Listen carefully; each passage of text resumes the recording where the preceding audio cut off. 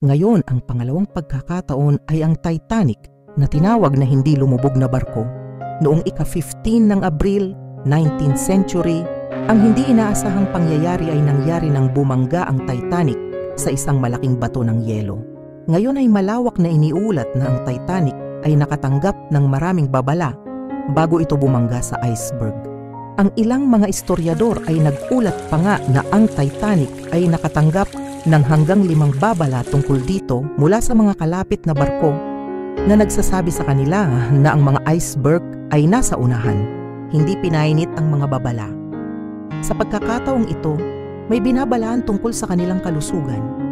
Kung patuloy silang kumakain ng kanilang kinakain, kung patuloy silang hindi aktibo at hindi nag-eehersisyo, magkakaroon ng mga kahihinatnan sa kalusugan sa bawat lakad ng buhay. May mga babala. Sa lipunan, ang isang tao ay binabalaan na huwag magpabilis habang nagmamaneho. Mayroon tayong mga babala sa lahat ng dako, ngunit nakikita mo, ngayon gusto kong makipag-usap sa iyo tungkol sa 5 babala sa Biblia na karamihan sa atin ay hindi ganong sineseryoso, ngunit dapat na natin ngayon. Ang unang babalang ito ay mahirap tamaan. Ito ay hindi komportable para sa karamihan ng mga tao, ngunit gayunpaman, ito ay kinakailangan dahil ito ay totoo. Ito ang hindi mapapalampas na appointment. Sinasabi ng Hebrews chapter 9 verse 27, at gaya ng itinakda sa mga tao ay gustong mamatay, ngunit pagkatapos nito, ang paghatol, binabalaan tayo ng Biblia na ang bawat isa ay may 2 appointment na dapat nilang dumalo, ang kanilang kamatayan at pagkatapos ay ang kanilang paghatol. Hahatulan tayo ng Panginoon balang araw. Napakadirekta ng Mateo 12 verse 36 tungkol dito.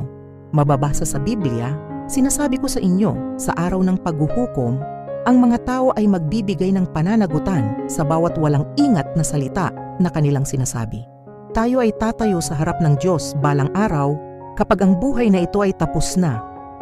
Hindi natin gustong isipin ito, ngunit ang Biblia ay nagsasalita tungkol dito, kaya dapat nating bigyang pansin. Sinabi ng isang pastor na iniisip ng lahat na ang kawalang hanggan ay malayo pa. Ngunit ang kailangan mo lang gawin ay makaligtaan ang ilang mga tibok ng puso at naroroon ka.